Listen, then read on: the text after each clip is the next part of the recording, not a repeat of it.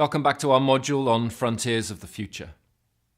So in the previous session, we started to explore the concept of energetic architecture, there being a level of reality to our organizations and our collective systems that has a more subtle reality to it that we can't just see and measure with our normal understanding. So in this session, we want to go into understanding a little bit more of that architecture. What are the different dimensions of it? What are the things that we can start to discern and measure and get information on so that we can work out how to make these levels of reality more coherent so that they can also inform the relational and material architecture. So this is based on work done by the Center for Ecotherapy in the Netherlands. Over a number of years, they've developed an approach to working with large pieces of land, farms, as well as organizations.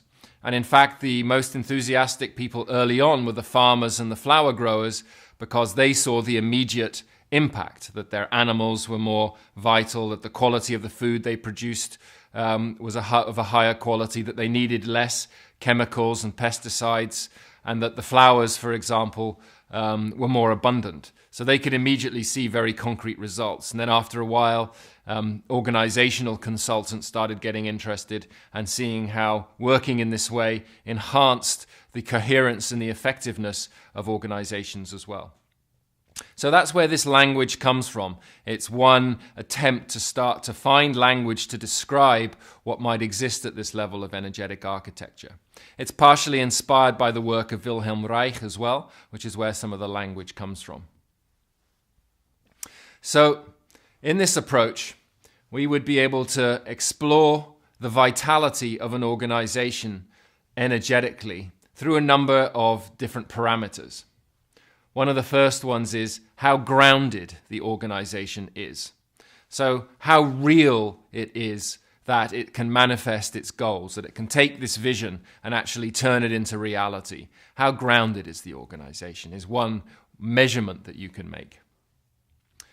Secondly, how adequately is its own information field or its own field of possibilities integrated into the reality? So we looked at these two triangles, interpenetrating triangles. This is about how integrated those are. So we may have lots of great ideas in our organization and see all sorts of possibilities, but how organized is this system to really be able to turn those possibilities and ideas into action? If we've got loads of ideas and visions in the organization, but we're not actually able to do anything with it, then it will bring some stress into the system because we see lots of possibilities, but we're not able to actually manifest them. And often in that situation, the organization will draw energy from its people because it's seeing all these possibilities and there's a high energy of potential, but it's not actually able to organize to deliver them. So often in organizations with great ambitions, but little organizational capacity, the people get burned out very quickly. Another parameter here is how fit is the organization with its context. So how aligned is the organization with the world around it? What is its ability to organize and adapt to fit the context that it's in? That's another parameter that we measure in the energetic architecture. A fourth one is the amount of life energy that is present in the organization. So how alive is it? How much energy is there in the system? In different traditions, this has been called different things. When we were looking at more some of the personal development issues earlier on, we talked about qi, which is one culture's way of describing life energy. Wilhelm Reich named it orgone as a descriptor for that life energy. But it's basically the energy that flows through a system like the sap flowing through a tree.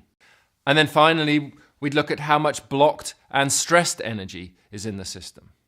So any time that you've got a big vision and you're trying to get somewhere and there are blockages in the way to doing it, how do you begin to identify those?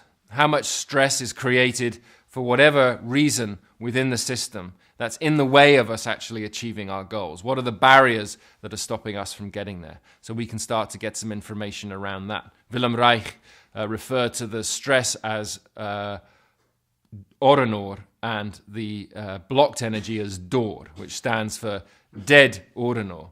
So it's when the stressed energy isn't given attention anymore and it kind of hangs around, then it starts to coagulate and become this kind of energy that pulls the whole system down, that drains the energy out of the organization. So those are other parameters that we can look at in the energetic architecture. Now, in this particular approach, these indicators are measured at 3 different levels, they describe. 3 different levels of the organization. The concept level, the contact or middle level, and the realization level. So the concept level is the dimension of the organization where the plans are made, where the ideas are generated. And you can see how vital that dimension of the organization is. The realization level at the bottom is the level of the organization where things get done. Actions are actually delivered, ideas are turned into products. It's really the work floor, you could say, of the organization. And you can get energetic information from that level. And then as those 2 levels come together, you get this middle level, which is about communication and contact. And you can look at information from that level. So that communication or contact is both internal to the organization and to the outside world. These 3 levels are quite useful lenses to look through, because often what happens is that you have a lot of concepts or ideas at the top, and then you immediately try to communicate them out to people before you've actually built anything on the ground. And when that starts to happen, the communication doesn't really land or resonate with people because there's no body to it. It's just ideas. So the direction you need to go as an organization is led by our concept and vision.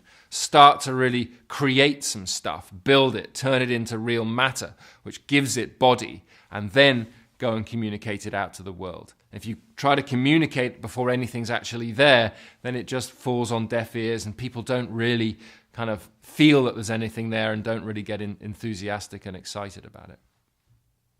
So this is one way of, you could say, dissecting energetic architecture, to be able to break it down into different elements, begin to get some readings on these different pieces, and begin to generate a language around, where are the strengths, where are the weaknesses in the organization? Is it well grounded?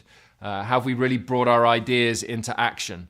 And you can, as you get that information, start to look at what's going to be a good way forward so that we can start to improve on some of those parameters. What we're going to do in the next sessions is look at some approaches that really take these concepts and turn them into a practice where you can actually work with organizations or communities or pieces of land in ways that will enhance these different indicators of the organization, creating greater coherence at the energetic level, which immediately improves the relational field and enables the organization to become more effective at the material level, really delivering the results that its ambitions describe in its vision and mission, for example.